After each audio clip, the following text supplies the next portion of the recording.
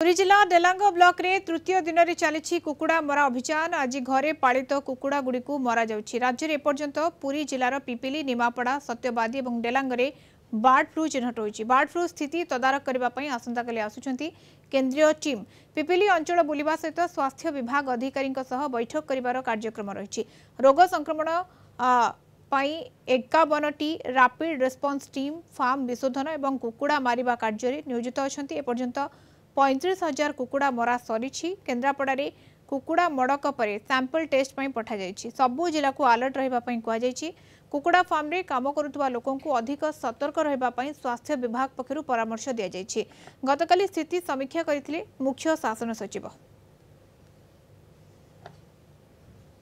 जो दिन प्रथम आमर एटा नोटिफाई हेलानी आम कन्स्टांट टच रे अछु सेंट्रल टीम संगे कहीं एटा गोटे डिजीज ऑफ इंटरनेशनल कंसर्न।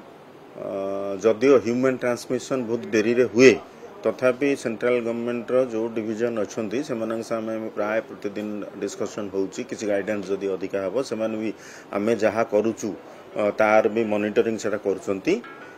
किंतु जो सेंट्रल टीम आसवा कथा है आसबे आसला परे से भी निश्चय फील्ड की जिबे आउ किसी जदि इनपुट देबे जना पड़े। मेन जिनस एनिमल हजबेंड्री डिपार्टमेंट आम डिपार्टमेंट क्लोज कोऑर्डिनेशन रे हमर ए जिनस गुड़ाक हम आम जो गुड़ाक भी करूचु आम से विषय कौन करूँ कौन आमर डाटा अच्छी से डाटा के भी शेयर करूँ से गुड़ा सब भार्चुआल मोड रे डिस्कसन होती।